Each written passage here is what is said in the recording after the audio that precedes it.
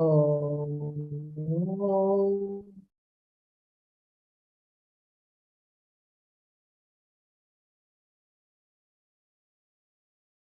Om. Om.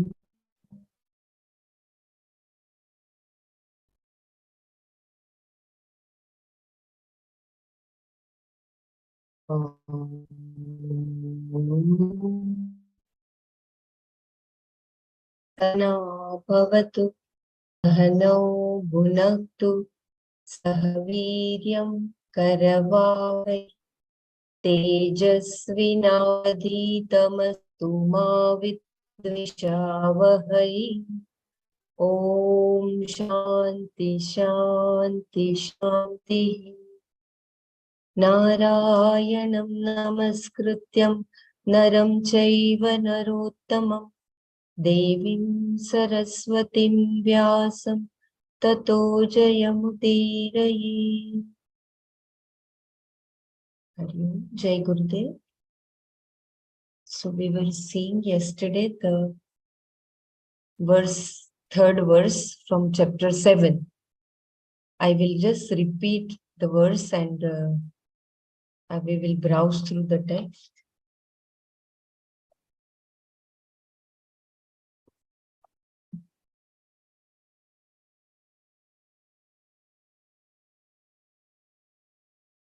We had seen the story of Lord Ganesha, for whom the whole world was around his parents. The story between Lord Ganesha and Lord Kartikeya. So, praising the knowledge of the one that is to be known, Krishna presents its rarity. That simple story tells us that the Lord is everything, and knowing his Swarupa, which is oneself, upon which the whole world exists and by whom the whole world is sustained, is knowing everything. Manushyanam sahasreshu kaschit siddhaye yatataamapi siddhanam kaschin mam veti tatvatah.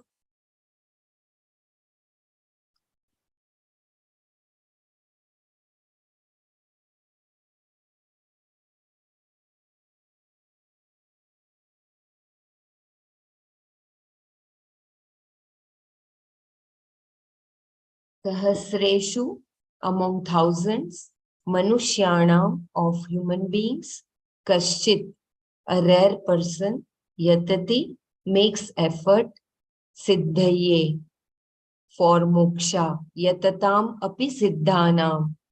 Even among these seekers who are making effort, Kaschit, one person, Mam Veti, knows me, Tatvatah, in reality. Sahasreshu Manushyanam Kaschit Yatati Siddhaye Yatatam api siddhanam Kaschit Mam Veti Tatvatah. Among thousands of people, a rare person makes effort for moksha. Even among those seekers making effort, only a rare person comes to know me in reality.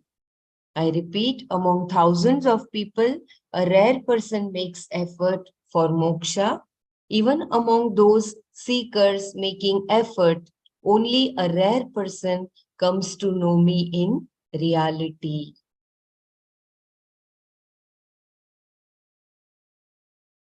This knowledge is rare in terms of its result.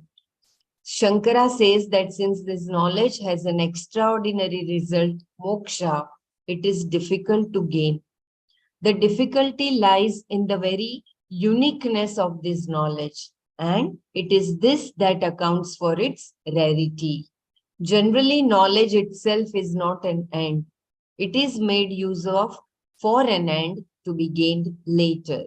But here, upon knowing this, there is nothing more for you to know, to gain, meaning you no longer have any purushartha. In the choice of moksha, the results of the other three purusharthas, dharma, Artha and Kama are included because in choosing moksha, you choose the whole. Moksha means freedom. Freedom from the pursuits of dharma, artha, kama, since it includes what is essentially achieved by any one of them. But moksha is not included in any one of them or in all three of them put together. And this result, moksha,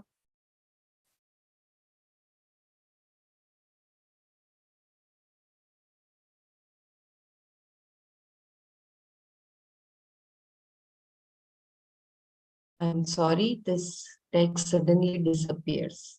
And this result, moksha, is identical with knowledge. The jnana itself is the end. Because of this unique nature of the result, this knowledge becomes a rarity. So, moksha is included in dharma, artha, and kama. But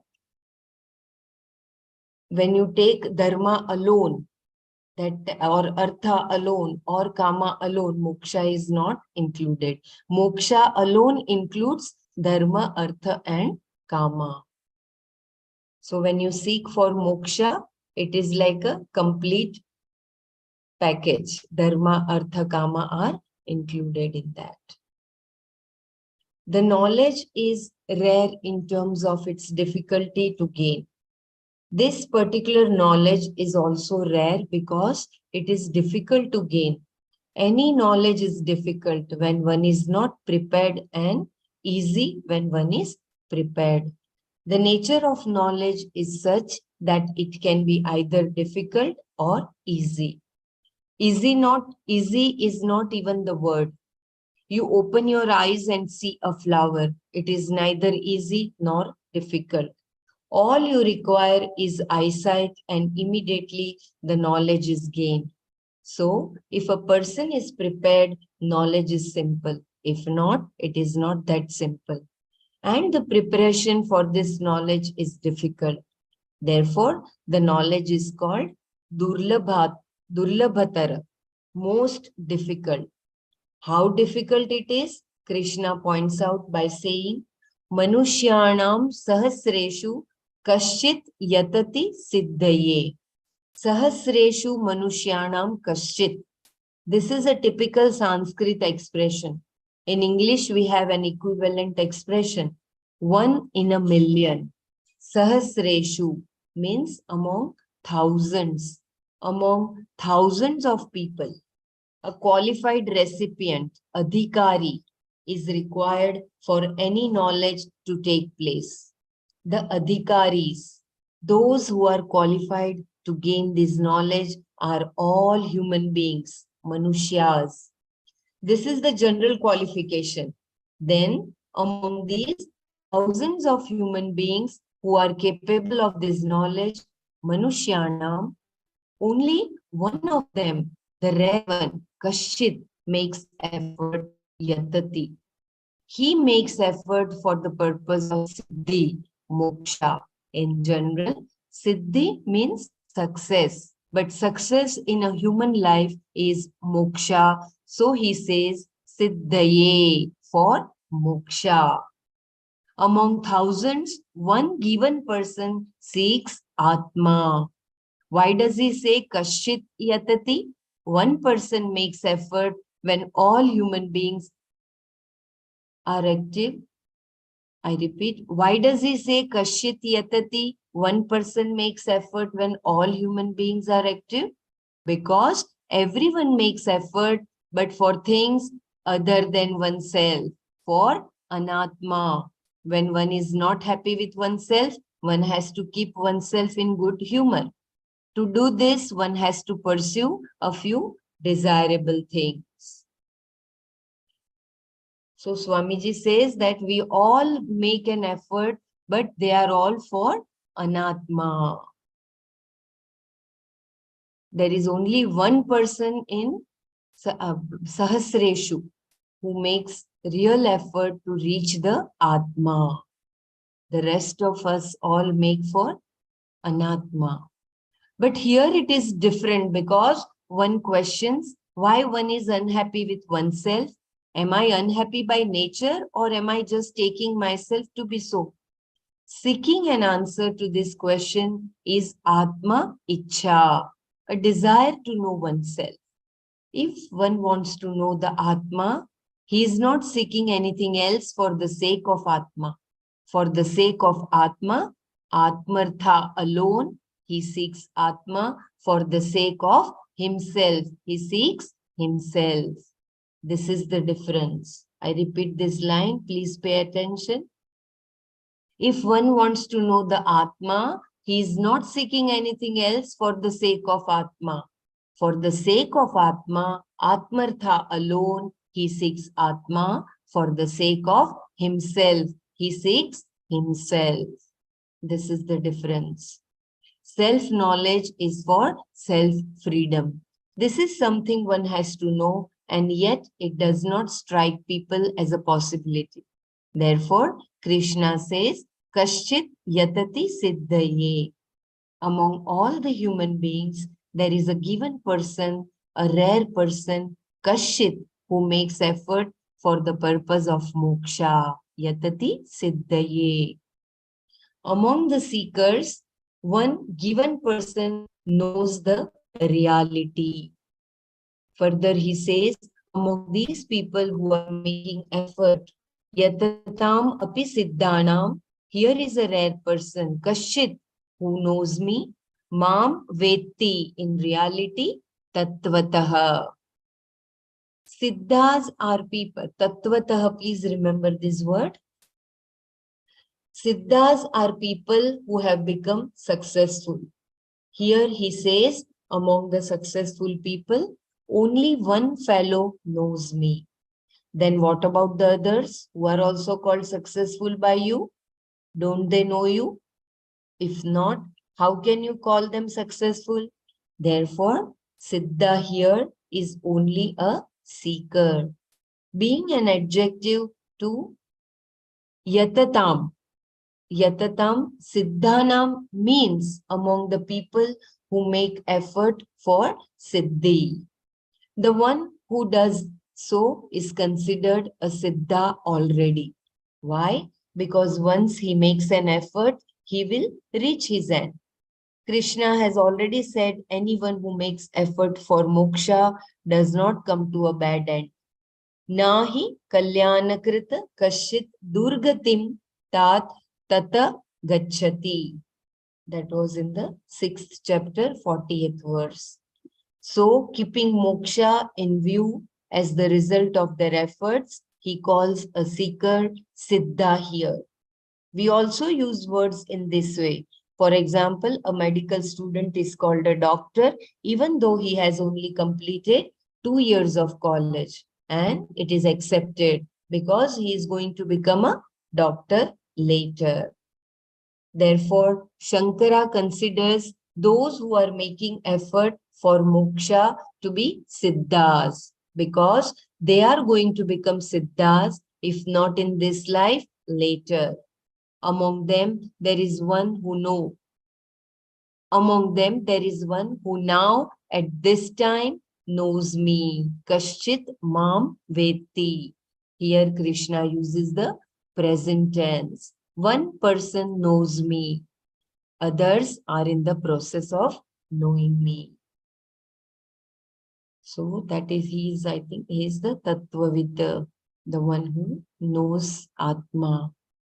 Spiritual seekers are of many varieties, but you can't call them all Siddhas. Only those who engage themselves in the pursuit of the knowledge of the Swarupa of Parmeshwara are the Siddhas. And they are very few. Why is this so? Adhikaritva, qualification is necessary. It is like marathon running. A lot of people start, but finally one person reaches the destination. Krishna says all this not to frighten Arjuna, but to enthuse him. If someone tells you that among thousands, one person really chooses to know, and among those people who choose to know, one person knows, then even before you start, you will think, I have no chance. But Shankara looks at the whole thing as something that is meant to create interest in Arjuna's mind. Why? Because the knowledge that Krishna is going to unfold is something that is very important. So, this verse is to draw Arjuna's attention and not to discourage him. Having drawn Arjuna's attention by these three introductory verses, which only mention the topic, Bhagwan now starts the description of Ishvara. The description of Ishvara. We will see the verses later. Now let us just see the meaning. Lord Krishna reveals himself as a twofold cause of creation. There are two prakritis. The word prakriti means that which has the essential capacity to create. Prakriti is also called Karana, the cause. Krishna says, I have two Prakritis. One is Swarupa Prakriti and the other is Swabhava Prakriti. Swarupa Prakriti, one Prakriti is the cause of everything, the truth of everything, without which nothing is possible. This is called Swarupa or Para Prakriti. Swarupa is that which makes something what it is. For example, ice is cold and that coldness is its Swarupa. You cannot remove it and still have ice. And here similarly, Atma cannot give up its nature, consciousness. Consciousness is the Swarupa of Atma. It is not a quality, an attribute of Atma. There is no other person there for whom consciousness is an attribute. In fact, that I itself is in the form of a conscious being alone. Therefore, consciousness is the Swarupa of the Atma. It is not an attribute of Atma. And if consciousness is the Swarupa of Atma, there are a few other facts we recognize about consciousness. It is Satya, it is Ananta, etc. From the various standpoints of our knowledge about the world, we say this consciousness is Satya. That means everything else is not Satya. This consciousness alone is Satya. It is not that we are refusing to accept another Satya. There is only one Satya, that is Atma. Generally, we think that what exists is Satya. Here we take that existence itself to be consciousness. And because it is Satya, it is Ananta, without limit. Satyam Jnanam Anantam Brahma is Atma. This is the Prakriti of everything. Here you must understand Prakriti as the cause of everything. Sarvasya Karanam. Therefore, it is called the Swarupa Prakriti. So please remember the word Satyam Jnanam Anantam Brahma is our Swarupa. They are not the attributes. They are, so we are that Satyam Jnanam Anantam Brahma. Another is Swabhava Prakriti. Then there is another Prakriti which we call Swabhava Prakriti or Apara Prakriti, consisting of the 5 elements, both subtle and gross. It is divided into cause, Karana, and effect, Karya. Because the effect, Karya, is not separate from the cause, the Karya is also called Prakriti.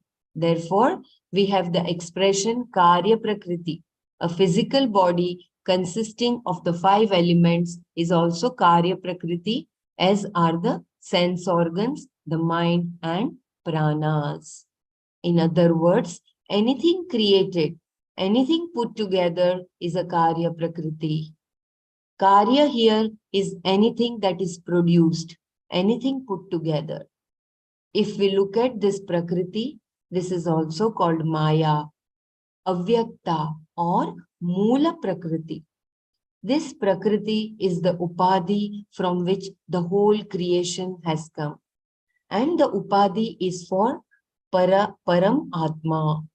Therefore, Sat Chit Ananda Atma becomes the real cause, Swarupa Prakriti for this entire world, and Maya is the Swabhava Prakriti or Karya Prakriti. Please remember this sentence. I repeat once again. And the Upadhi is for Paramatma. Therefore, Sat Chit Ananda Atma becomes the real cause, Swarupa Prakriti for this entire world, and Maya is the Swabhava Prakriti or Karya Prakriti. Now, where does this Maya have its being? Is it in the product or in Brahman? It is in Brahman. It cannot be elsewhere because the product itself is Mithya. So, this Maya has its being in Brahman. Brahmashraya hi Maya. Please remember this. Brahmashraya hi Maya. Brahman is Satyam Jnanam Anantam, which is Atma. That Brahman is the Ashraya for Maya and its products. In this chapter, Lord Krishna first talks about Karya or Apara Prakriti. Then he says there is another Prakriti, Para Prakriti. That is the real cause, without which there cannot be any creation. The real cause means that which supplies the existence and without which there is no creation possible.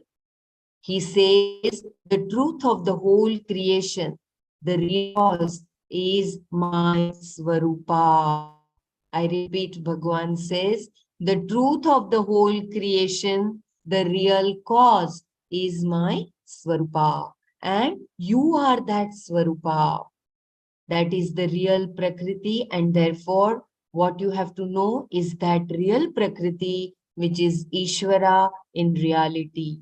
You have to know these two types of Prakritis and know that the Swarupa or Para Prakriti, without which there is no creation at all, is yourself. I am you. In fact, I am the cause of everything, and I am you. This means you are the cause of everything as Satyam, Jnanam, Anantam, Brahma.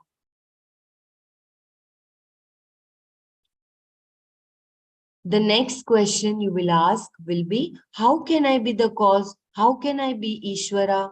If you say so, you are a Jiva. You will continue to be a Jiva. You will never become Ishvara. An individual is an individual. He is not going to become Ishvara. And if you say, I am Ishvara, then the problem is, where is this I placed? That has to be understood. Therefore, in the verses that follow, Krishna unfolds the two types of Prakriti to prove that Ishvara is everything and his Swarupa is you. If anyone wants me to repeat, because there was internet instability message so many times, you please let me know to repeat, or if you want to share, kindly share. It is very, very beautiful.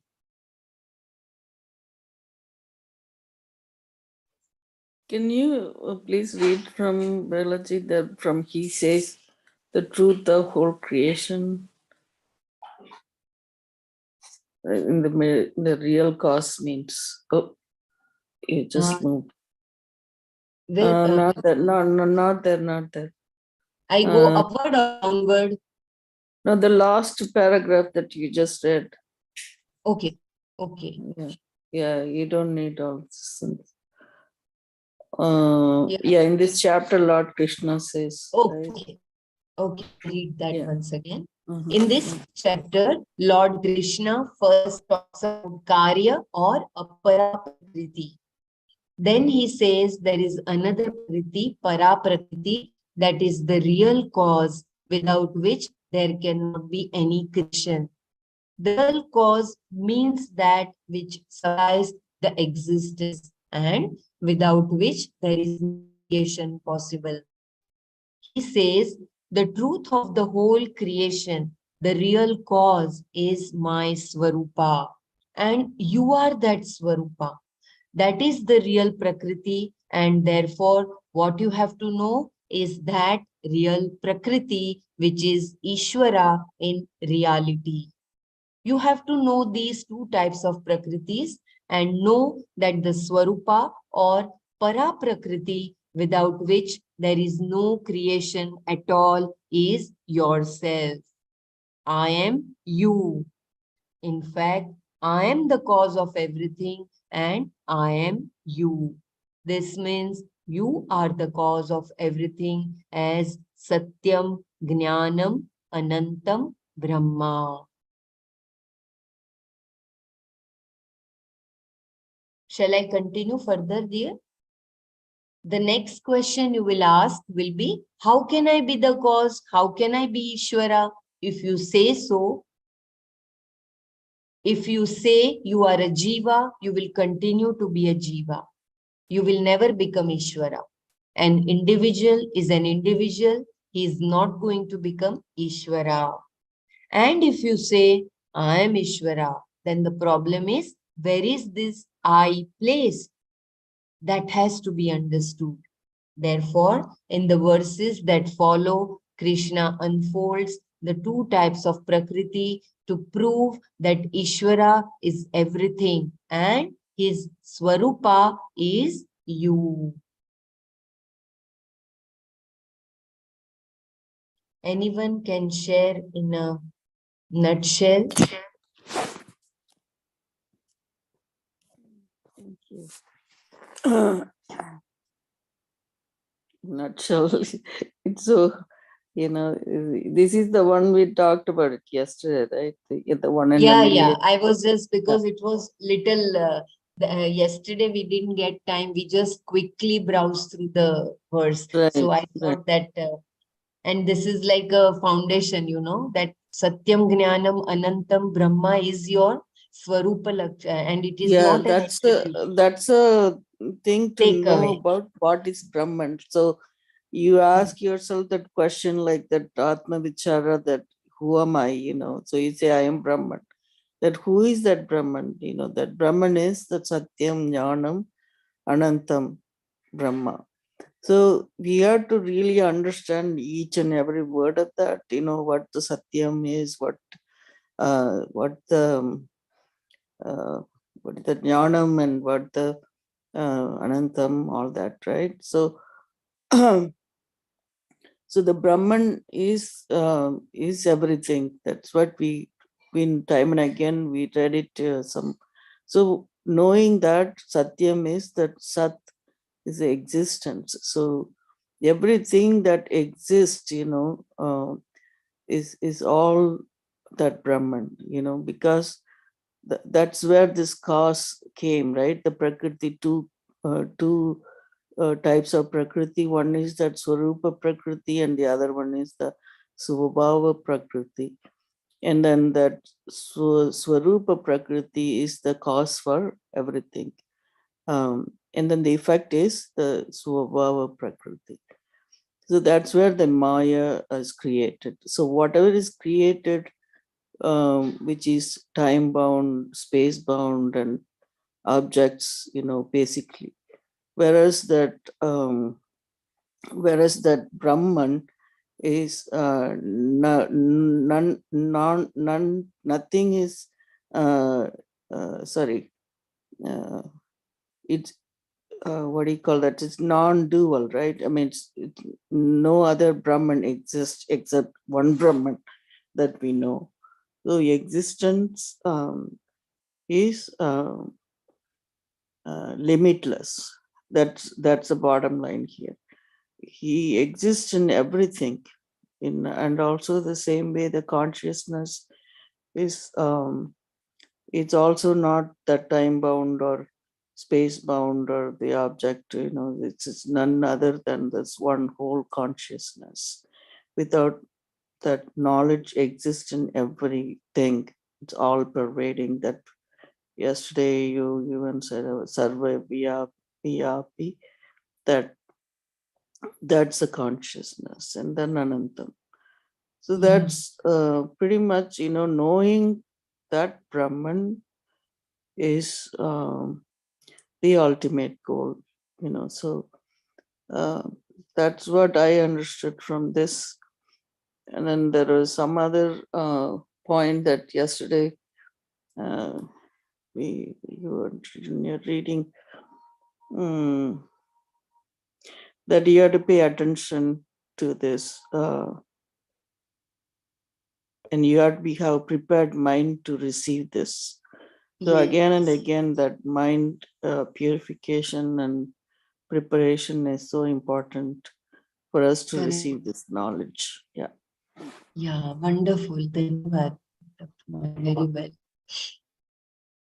So that is the only, I mean, our effort should be only for that single pointedness. And very beautifully summarized. Yeah. So we will go to the next verse. Bhumirapo nalo vayuhu khammano buddhirev cha ahamkara iti yamme vinna prakritirashtada. Bhumihi, earth, apah, water, analah, fire, vayu, air, khama, space, manah, mind, buddhi, intellect, ahankarah, evacha, and indeed the doership, the I sense, iti, thus, iyam me, prakritihi, this my prakriti, ashtadha, in an eightfold way, bhinna is divided. Bhumihi, apaha, analaha, vayuhu, khama, manah, buddhihi, ahankarah, iti iyam me prakritihi ashtadha bhinna. Earth, water, fire, air, space, mind, intellect, and indeed the sense of doership. Thus, this prakriti of mine is divided in an eightfold way. I repeat, earth, water, fire, air, space, mind, intellect, and indeed the sense of doership. Thus, this prakriti of mine is divided in an eightfold way. The twofold prakriti mentions in the introduction to this chapter is the cause of this entire world. In this chapter, they are called para and apara prakritis. Para prakriti is the ultimate cause without which there is no effect possible. Then the immediate cause is called apara prakriti, in other words, Maya, and all that is immediately born of Maya. Because subtle elements are the causes for the gross elements which come later, they are mentioned first as apara prakriti. Iyam, this entire world is my prakriti, me prakriti, divided in an eightfold way. Ashtada bhinna. Ashta is eight, ashtadha is eightfold. Here he tells us what are the eightfold subtle constituents, beginning with the earth, bhumi, as a tanmatra, a subtle element. Tanmatra means tat matra, that alone is there. In grossification, each element combines with the other four elements. But in the subtle form, such a combination has not taken place. So they are called tanmatras. Each element has its own guna, which we experience sensorily. For instance, the earth has its own guna, smell. And so the smell tanmatra is what is referred to here as bhumi. Similarly, the taste, rasa tanmatra is water. Apaha, form tanmatra is fire. Agni. Touch tanmatra is air, vayu. Sound tanmatra is space, khama.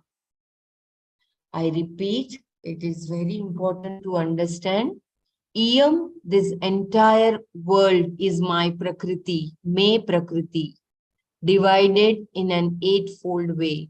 Ashtadha Vinna. Ashta is eight, Ashtadha is eightfold. Here he tells us what are the eightfold subtle constituents, beginning with the earth, Bhumi as a tanmatra, a subtle element. Tanmatra means tat matra, that alone is there. In grossification, each element combines with the other four elements. But in the subtle form, such a combination has not taken place. So they are called tanmatras. Each element has its own guna, which we experience sensorily. For instance, the earth has its own guna, smell, and so the smell tanmatra is what is referred to here as bhumi. Similarly, the taste. Rasa tanmatra is water. Apaha, apaha, kshamyata. Form tanmatra is fire, agni. Touch tanmatra is air, vayu.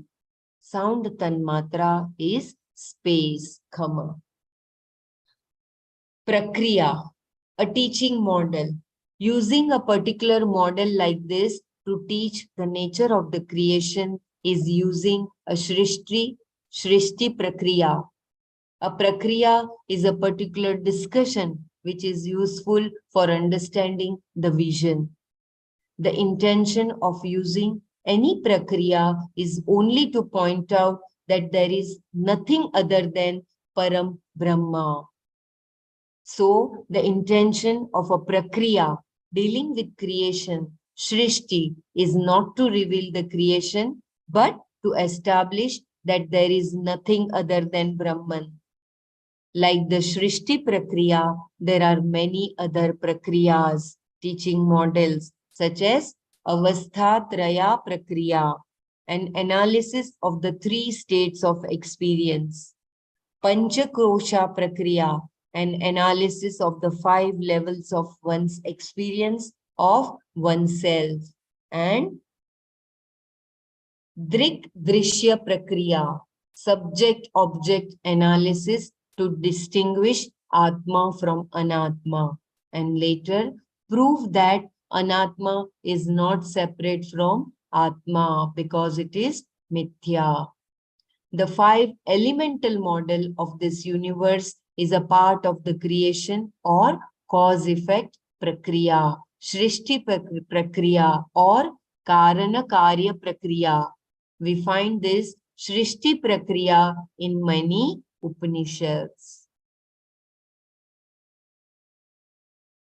Shrishti prakriya, analysis of creation in Chandogya Upanishad.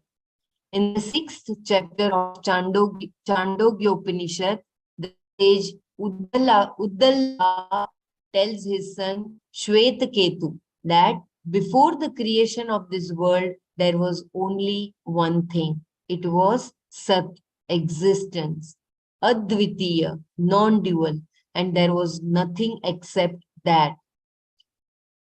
Advitiya, because there was no other Sat Vastu like itself, nor was there any Vastu unlike itself. And in itself, there were no parts. It was one non-dual. Since there was no difference within itself, nor was there any differentiating factor, it is a partless whole. Mentioning this Sat Vastu in his opening statement, Uddalaka talks about the creation of the elemental world from this Sat Vastu. He mentions only 3 elements, the elements which have form. Murta Bhutas, Agni, fire, Apah, water, and Prithvi, earth.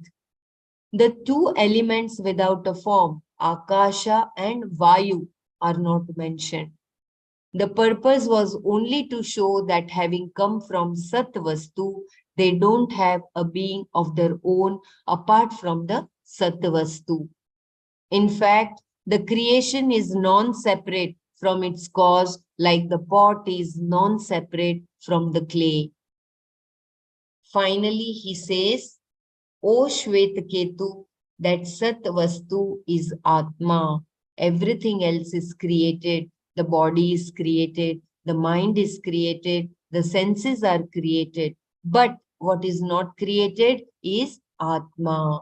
And that is Sat Vastu, which was existence even before creation.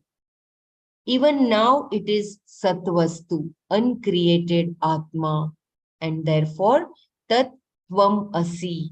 You are that. From 9 standpoints, he points out that the Vastu is always the same.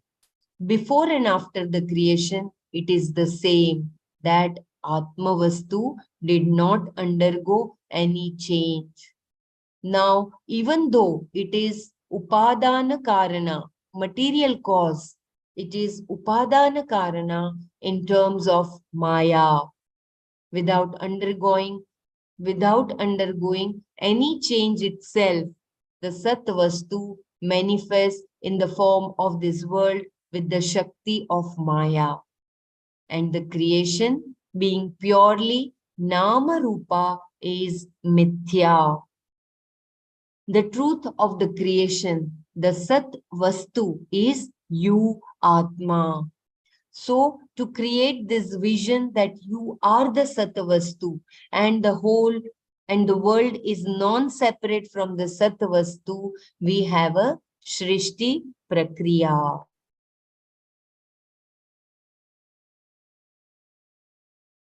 Avastha Traya Prakriya. Analysis of the three states of experience in Mandukya Upanishad. Similarly, we find the Avastha Traya Prakriya in Mandukya Upanishad. The first verse says all that is, all that was, and all that will be is but Omkara.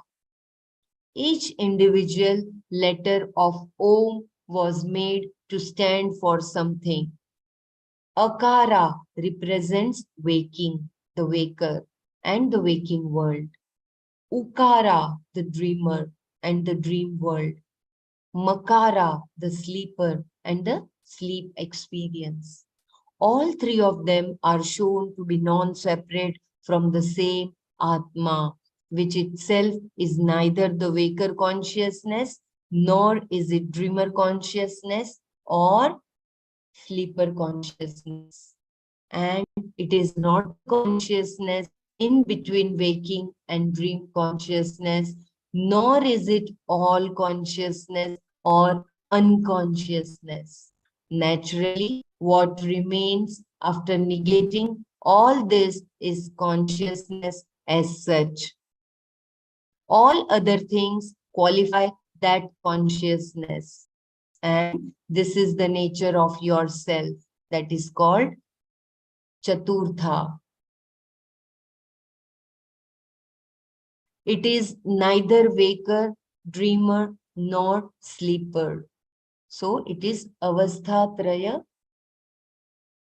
It is not that Avasthatraya, but it is called Chaturtha. It is neither waker, nor dreamer, nor sleeper. Therefore, Chaturtham manyate sa atma sa vigneya. It is in the Mandukya Upanishad, 7th verse. I repeat, it is neither waker, dreamer, nor sleeper. Therefore, Chaturtham manyante sa atma sa vigneya.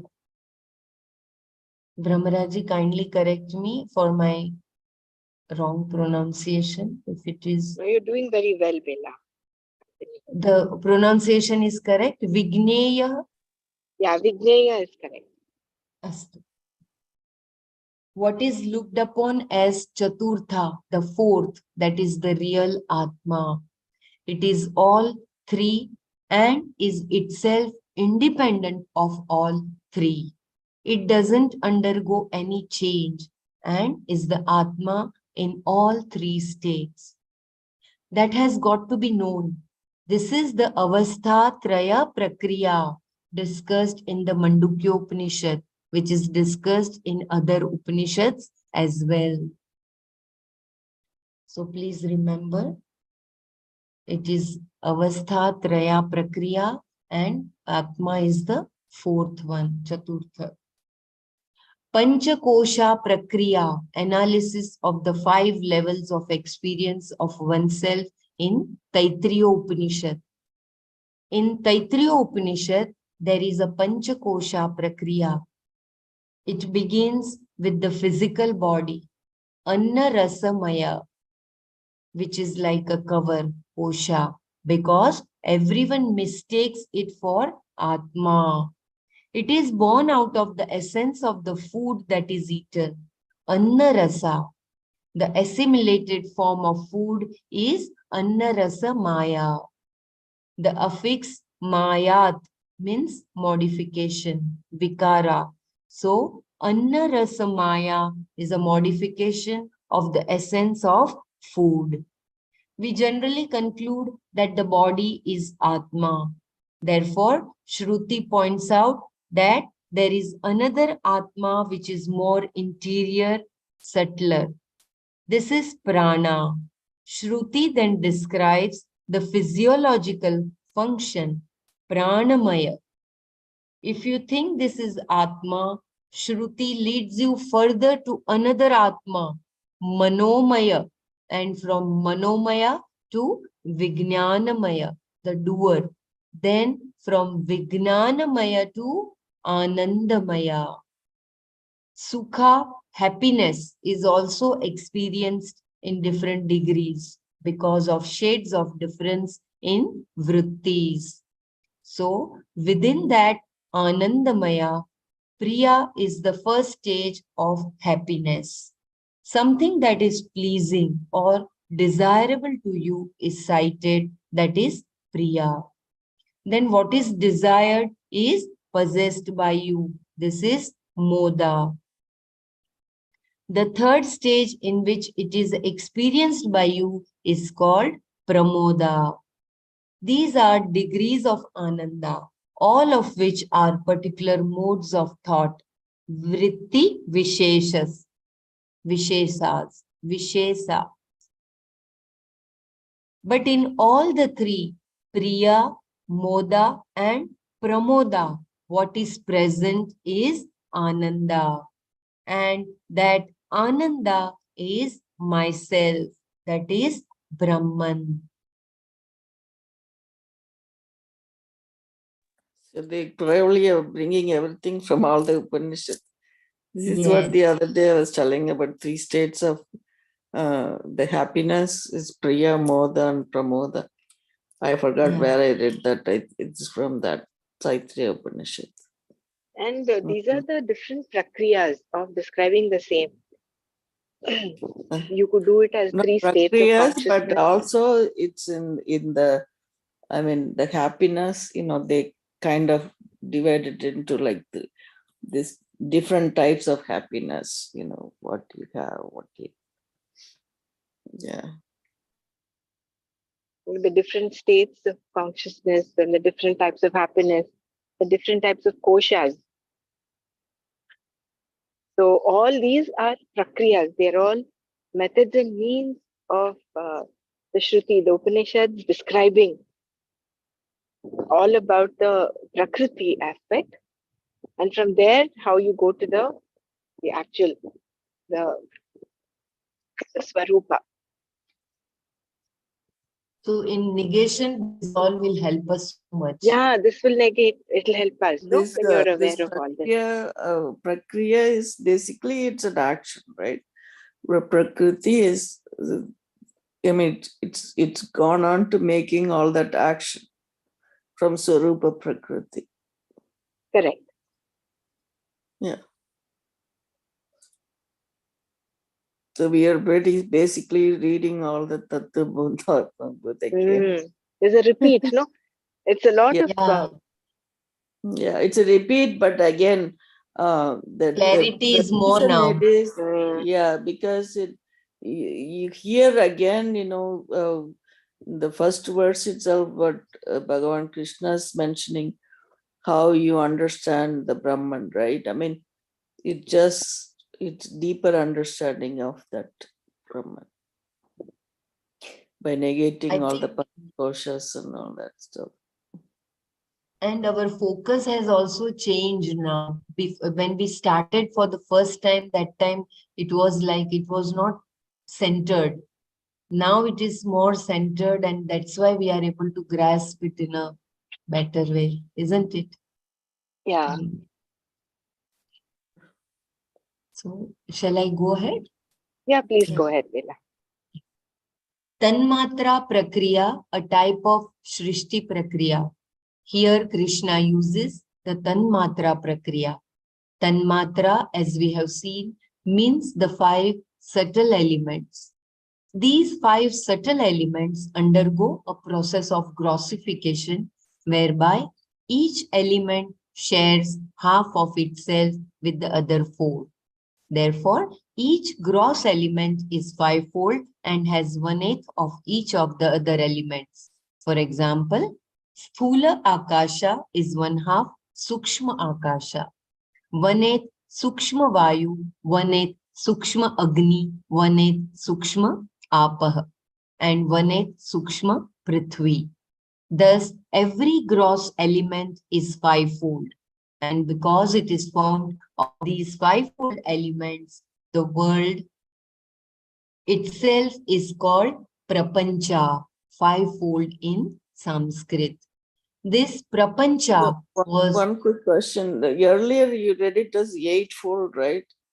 yeah, The eightfold is where did it came from? The eightfold was.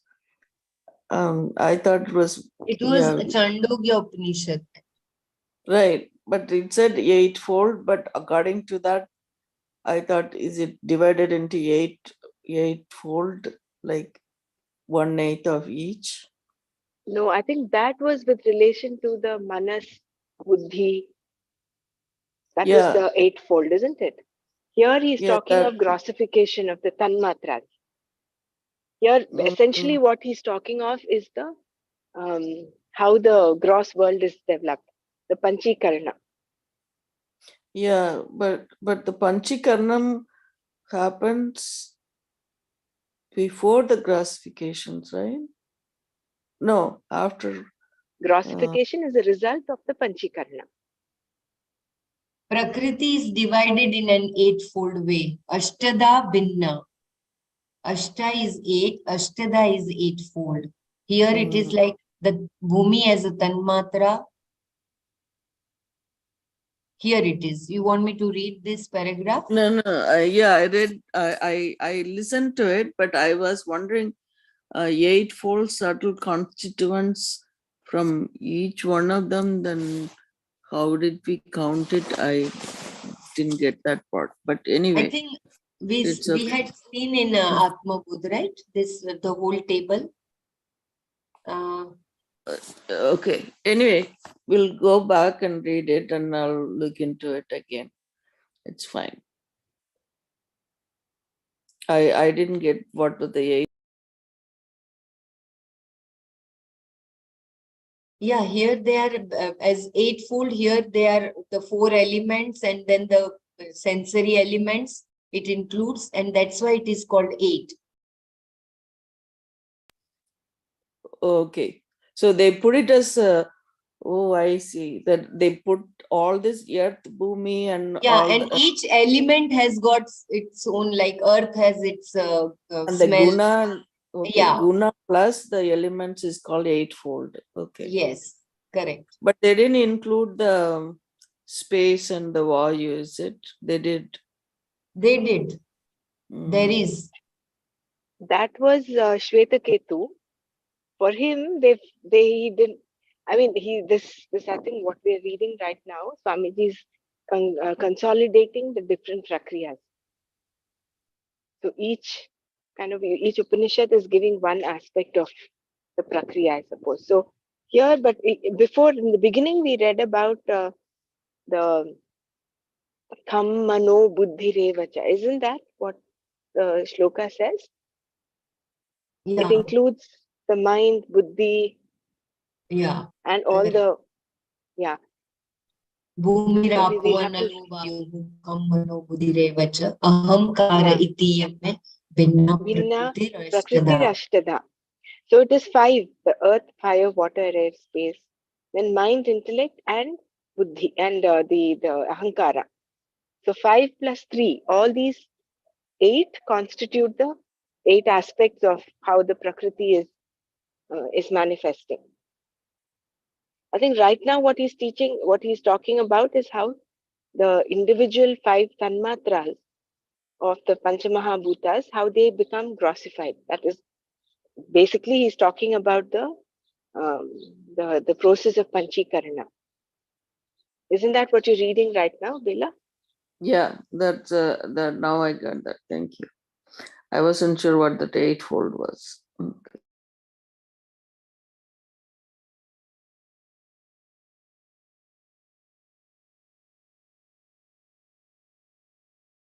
Yeah, I read once again this.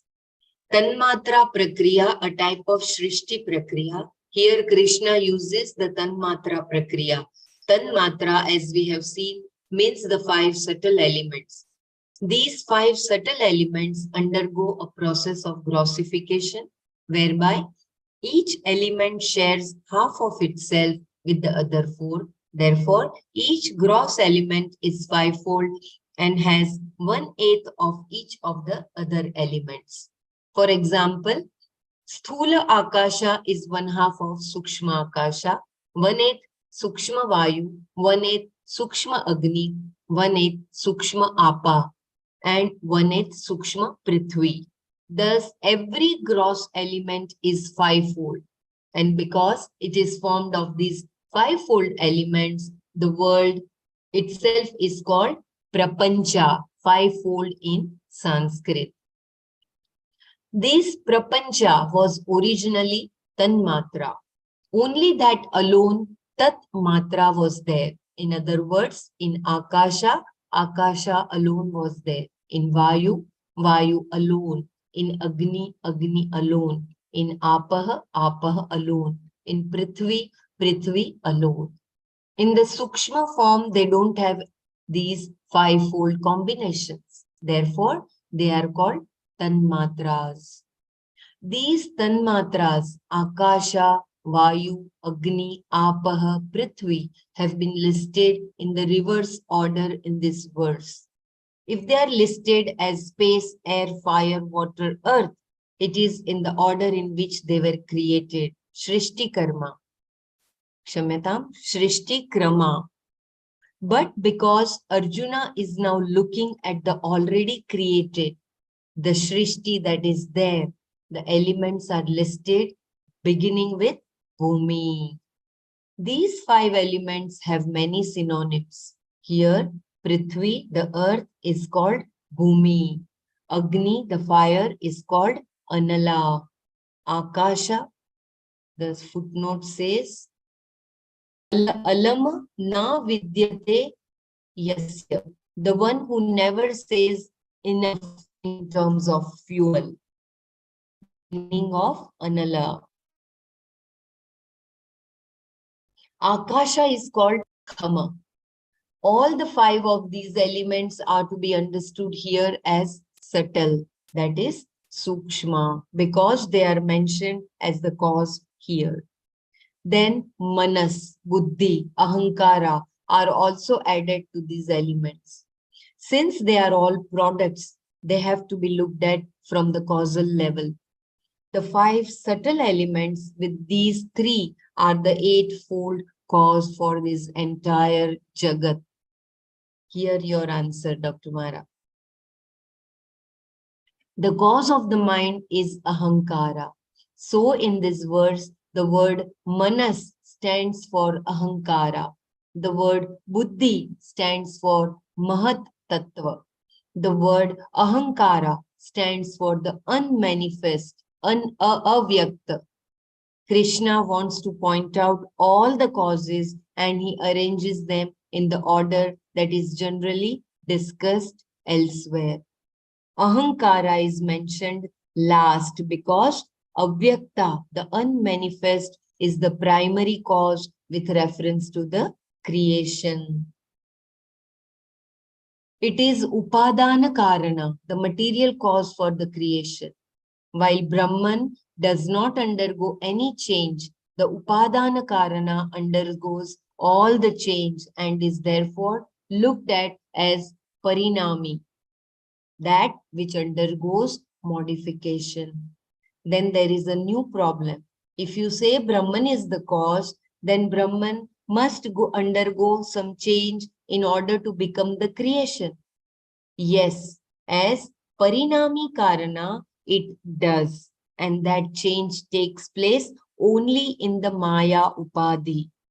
Only from the standpoint of Maya is it parinami karana. From the standpoint of itself, it is vivarta upadana karana. It doesn't undergo any change. The material cause itself is analyzed as a cause that undergoes change and as that which does not undergo any change. Satyam, Jnanam, Anantam, Brahma cannot undergo change. The Avyakta, the Maya, alone undergoes changes. This is the whole essence of the whole shloka here. I will read once again the last two paragraphs. It is Upadana Karana, the material cause for the creation. While Brahman does not undergo any change, the Upadana Karana undergoes all the change and is therefore looked at as Parinami, that which undergoes modification. Then there is a new problem. If you say Brahman is the cause, then Brahman must undergo some change in order to become the creation. Yes, as Parinami Karana, it does. And that change takes place only in the Maya Upadhi. Only from the standpoint of Maya is it Parinami Karana. From the standpoint of itself, it is Vivarta Upadana Karana. It doesn't undergo any change. The material cause itself is analyzed as a cause that undergoes change and as that which doesn't undergo any change. Satyam, Jnanam, Anantam, Brahma cannot undergo change. The Avyakta, the Maya alone undergoes changes. Lord Krishna says that this Maya Shakti itself has become this eightfold cause for the entire creation. So in an eightfold way, this Maya Shakti, which is non-separate from me, is the cause for everything. Maya is not a parallel reality. It is the Lord's own Shakti. And in an eightfold way, it becomes the Prakriti for the creation. This is called Apara Prakriti. The other Prakriti, Para Prakriti, is the Swarupa of Atma.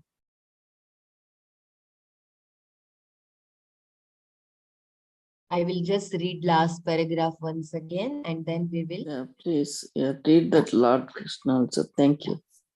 Lord Krishna says that this Maya Shakti itself has become this eightfold cause for the entire creation. So, in an eightfold way, this Maya Shakti, which is non-separate from me, is the cause for everything. Maya is not a parallel reality. It is the Lord's own Shakti. And in an eightfold way, it becomes the Prakriti for the creation. This is called Apara Prakriti. The other Prakriti, Para Prakriti, is the Swarupa of Atma. Very, very beautiful. If you want me to read any paragraph, please let me know. Otherwise, we will just close for Manana.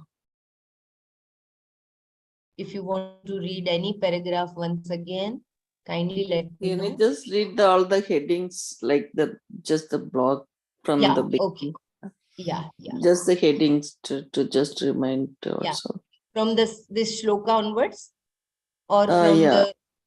from No, all from one? the sloka, what the heading was given, Okay. like. Okay. So for the fourth shloka, Right. Prakriya, a teaching model. Shrishti Prakriya was mentioned. Shrishti Prakriya, analysis of creation in Chandogya Upanishad. Udakala and his Shvetketu son. Avasthatraya Prakriya, analysis of the three states of experience in Mandukya Upanishad. So it is not the three avastha, it is the Chaturtha. Panchakosha Prakriya, analysis of the 5 levels of experience of oneself in Taittiriya Upanishad. Tanmatra Prakriya, a type of Srishti Prakriya. For each element, there was sensory element, which was, and then it was eightfold. And at last, Bhagwan has concluded that Maya is the cause of creation, and that Maya is not me. It is Brahmashraya Maya. Brahman is the Swarupa of Atma, which is Satyam, Jnanam, Anantam.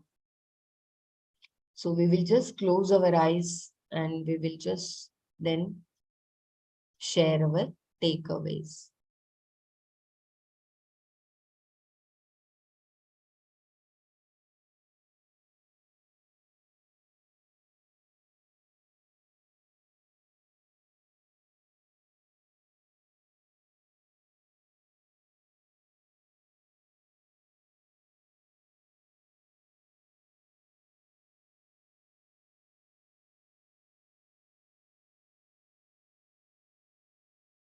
Hari Om. I will need some help. You will have to take over now because I will not be able to sit. If you want me to share the screen for the 6th chapter, just let me know. Otherwise, kindly take over the Manana session. Kindly share your takeaways, please. If you want me to repeat anything, just let me know. I will go on to that page and repeat. One of you can read. Kindly share your takeaways for today's Manana.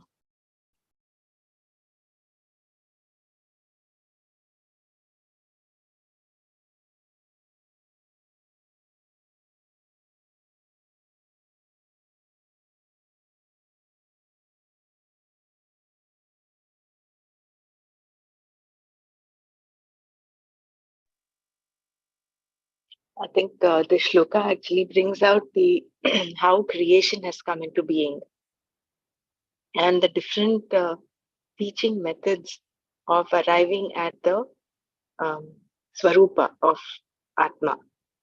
And I think the shloka we started off is that Manushyanam Sahasresha. I think that was yesterday. How the qualification is first of being a human, and then Yatatam api siddhanam. You need to be yoked to this knowledge, because otherwise everyone is pursuing anatma. And there was a beautiful paragraph which talked of how all the purusharthas, moksha includes all the three, whereas the other three do not include moksha. So, and this was given not to be discourage Arjuna, but just to enthuse him. That it is that beautiful analogy of how in a marathon, although everybody runs, there is only one winner, one who gets the gold medal. So it was only to enthuse Arjuna that this Atma Vidya, this this pursuing of moksha is the purushartha of moksha is difficult. It is like you're going up against the mountain, the stream climbing up towards the, not flowing down, which is what everybody does. And the different prakriyas, different chandogya. We've got a lot of insight, a lot of Sanskrit words introduced today. So I will let everybody else also share and share your takeaways. So the different prakriyas are Avastatraya Prakriya, where the Om is very beautifully described as Auma, as the waking, dream, and deep sleep. And Turiya, that is the fourth state, which is beyond all the first three states, is what the Atma Swarupa is. Someone can someone throw light on the difference between attributes and the I think the difference was Swarupa and Swabhava, and attributes, and I can't remember the other one. Someone can some light on that. Thank you.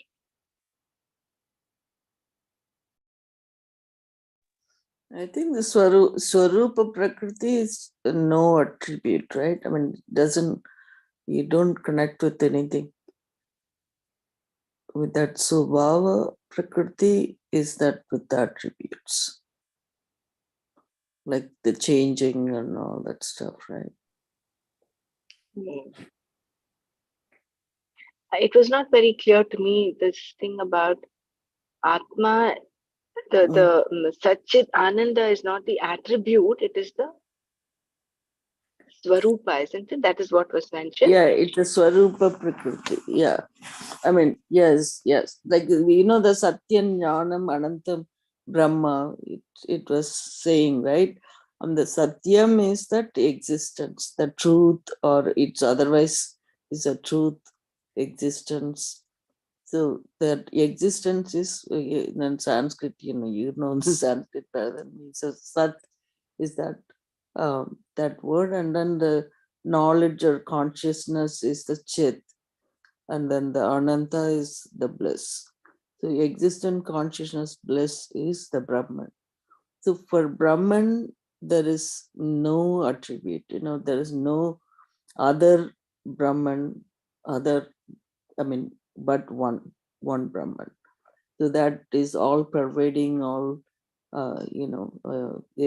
limitless existence, and then there's no object related to that. Meaning, when you say object, it's not an object, but then the cause, it is the cause for the effect. It becomes a cause to creating this Maya. So in that Maya Shakti, the last one she read, right? That was nicely given. It's a Maya Shakti. That is the one. That is the one creating this whole eightfold, like all these 5 elements plus mind, buddhi, and ahankara. So in the very beginning, I think we read the Ubadi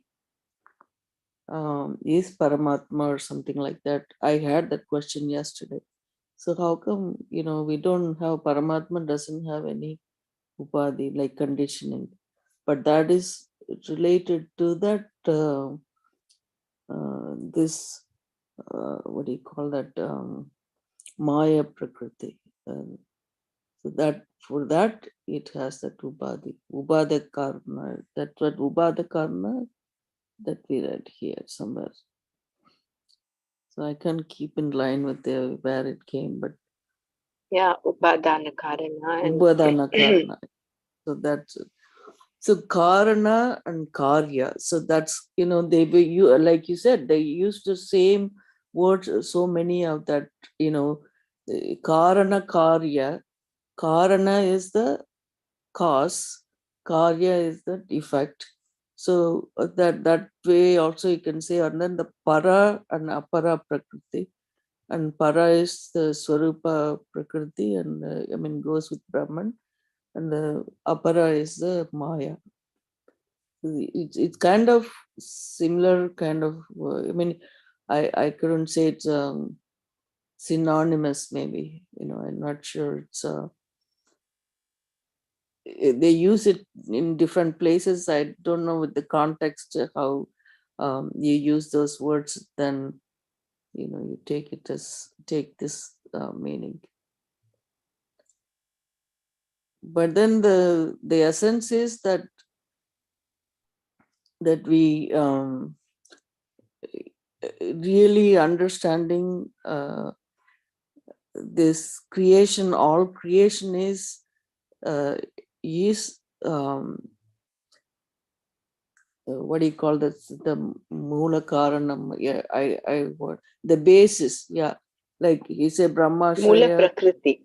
Yeah, mula prakriti is Maya. no, No, sorry, Mula Prakriti is Brahma. Brahman. Yeah. So so that's how it said, right? Like Satya Vastu is that the initially before everything started is that one Vastu, but it didn't have name, form, or that's the only one Vastu it existed. There is no other one existed before this or now, so it's one Prakriti in past, present, and future. Like it's all one. Sorry, I would say Prakriti is the nature. So that's how that I get it. But I really like this Upanishads are like kind of giving you that insight or teaching, more of a teaching, I would say. It emphasizes the teaching in a little bit more. You can understand it a little better when it explains this. Like that Mandukya Upanishad about the three avasthas. Avastas. That Om, Taittiriya Upanishad, yeah, the Koshas. yeah, part, and then that Turiya part is that fourth level, like consciousness is there always as a witness, and then the Panchakoshas is the um, is the one we would use it for our Atma Vichara, because as you go by one, like Annamaya Kosha, and then Pranamaya Kosha, and then Manomaya Kosha, Jnanamaya Kosha, and then Anantamaya Kosha. Anantamaya Kosha we talked about as a causal body, and then that's also I'm not sure it includes this Hankara in it, because Manas is the Manamaya Kosha, Buddhi is the Vijnanamaya Kosha. The Ahankara is included there. I mean, we went over this Yeah. again So and again. Persiji had very I- beautifully yeah, given us this PowerPoint presentation once. And I'm sorry, what? Persiji had once given us a PowerPoint presentation on this, Oh, on okay. the Pancha Pranas, and then I'm not sure whether he included the koshas also there. Mm, But yeah, you're right, because Anandamaya kosha is the causal body, and it is, there would be an element of ahankara in there. yeah. But I think in some classifications, ahankara is included in the Vijnanamaya kosha. Yeah, So here it mentioned as Avyakta, which is unmanifest. And somehow that Ahankara is resolved into that Atma in the when mm, you realize knowledge. So ahankara is a part of this, like somewhere we read a small line there. Ahankara is avyaktas, somewhere we read that. Correct. It is what in the last paragraph it mentions. Yeah. Ahankara Yeah. in this Vijnanmaya Kosh is the expanded Avyakta. ego which encompasses everybody as one's own. Yeah. You know, when Guruji says expand your ego, it's the expanded ego where we accept everybody as one's own. Yeah. What Gurudev talks about Vasudhaiva Kutumbakam is not I, me, my family. Ego at the other level is holding on to an identity, husband, wife. But when that is expanded, Vasudhaiva Kutumbakam. Right. So when we are limiting ourselves, to this body, this space, right? We are in this space, like within our body, like this is me and I and all that stuff. So when you dissolve this, and then we are all one. That's how it, it just like you said, one Vasudeva Kudumbakam. That's what it is. It just, we dissolve everything, and there is all one person, one consciousness, one whole, all Brahman is. See, like here, this is something, nothing to everything comes in that term, we are all, everything is you. Like somewhere we also read that I am you, and like when you read about the Brahman. So we are the cause. So when it comes to that point, like Brahman is the cause for everything. Jai Gurudev, isn't causal body having impressions of our karma, of past karmic actions? And isn't that why we have come? So isn't that causal body carrying impressions?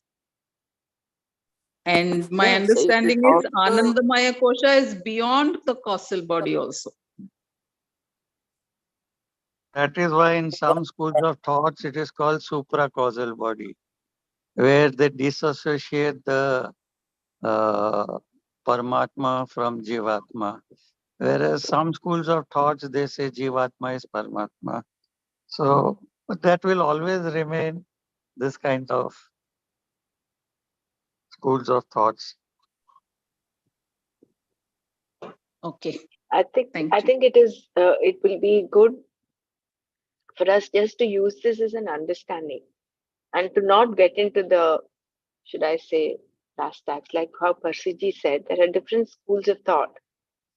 So since we're following Shankaracharya's line of thought, we did his Tattva Bodh, then Atma Bodh, and then this Bhagavad Gita. And Swamiji here specifically is referring back to Adi Shankara's commentary on the Bhagavad Gita.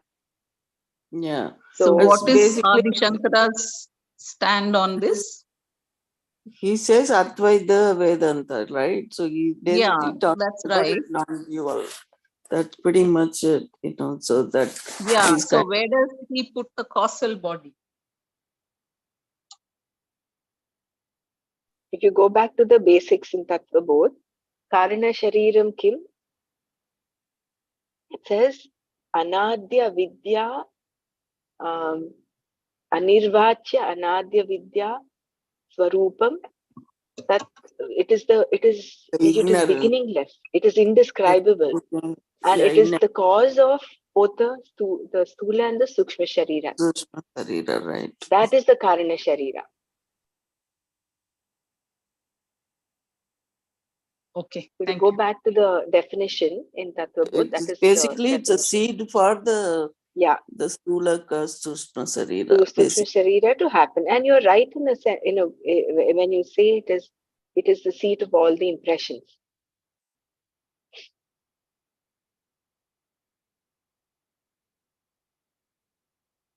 Because of which, even though when we die, the physical body is no longer there, but we still remain in the causal body again takes shape into another, takes birth into another being.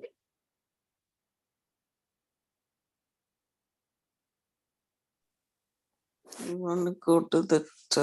Yeah, we'll go to, we have 5 minutes left. Is someone doing the chapter 6 today? Are we on shloka 16 or 17? Yeah, Jai Gurudev. Yes, We, Savita ji. you did 17 shloka day before yesterday. So Yeah. we just revised the 17 yesterday, and today I studied this 18. 18? So, Please go ahead. yeah. Yeah. Please check me wherever I am wrong. No problem. Yeah. You can read, because I think Bela is not able to share and I'm not also able to share screen. I'm not on my Yeah, just laptop. give me 2 minutes. I'll share the screen. Just a minute. You can continue, Dr. You Savita. I will just you can start, Dr. Savita. Yeah. यदा विनियतं चित्तम् आत्मन्येवावतिष्ठते निःस्पृहः सर्वकामेभ्यो युक्त इत्युच्यते तदा. Yada, when viniyatam chittam, the mind which has gained a certain composure, atmani eva, in the self alone, avatishtate, remains, tada, then, sarvakamebhya, from all the objects of desire, nispraha, one who is free of longing, yukta yuktah iti, as one who is accomplished, uchyate, the person is said to be.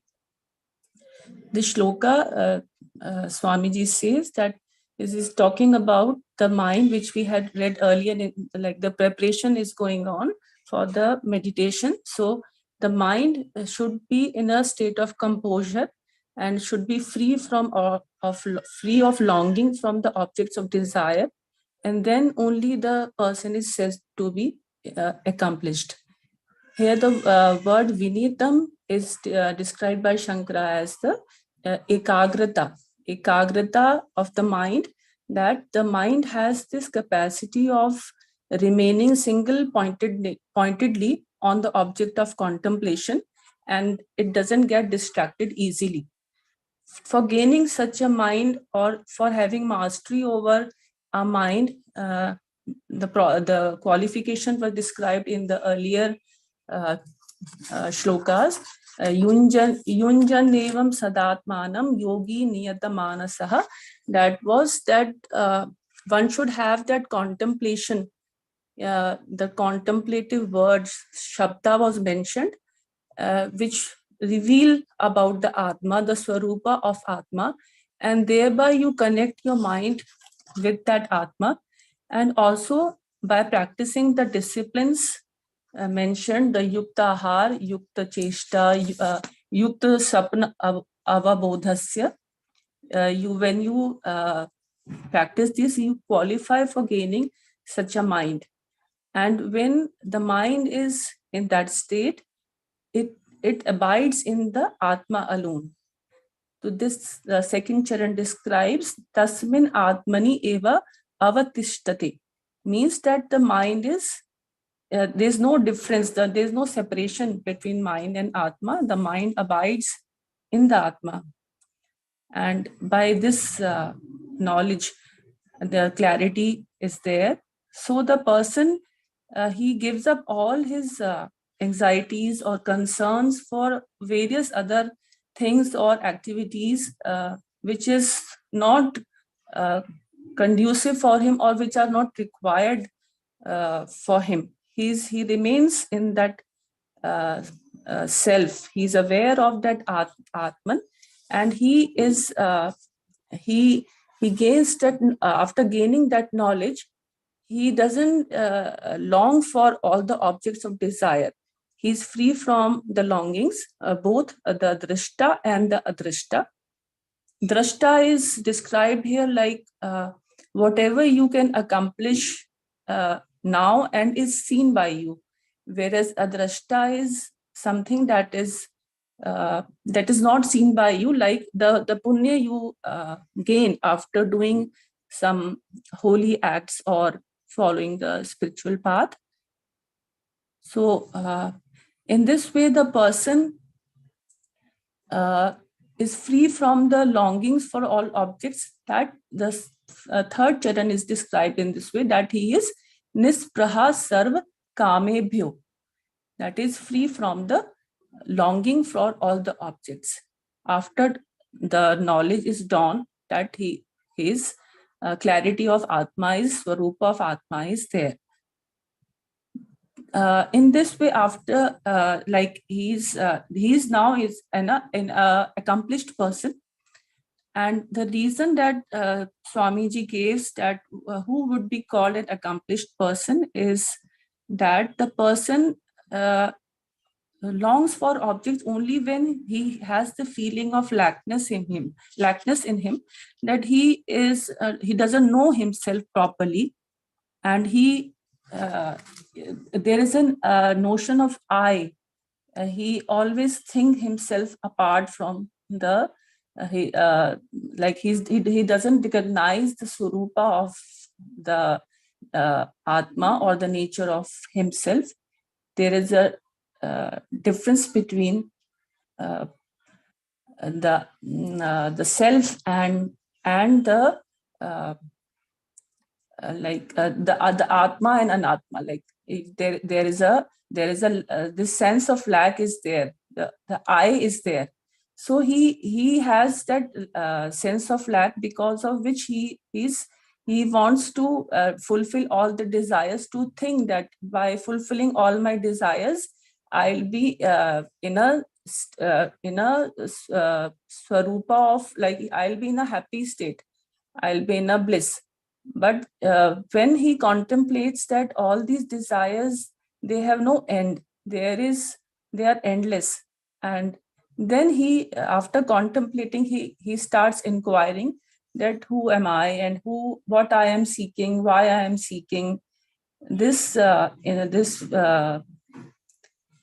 feeling of inquiry, this sense of inquiry, when he comes to have this, and along with the disciplines he has been practicing to prepare his mind to gain knowledge, in this way he gets totally aware of the Atma, and thereby he is free from all the attachments, all the longings, and he becomes an accomplished person. Jai Gurudev. So wonderfully explained, Dr. Savita. Thank you. So tomorrow, if someone can take up verse number 19.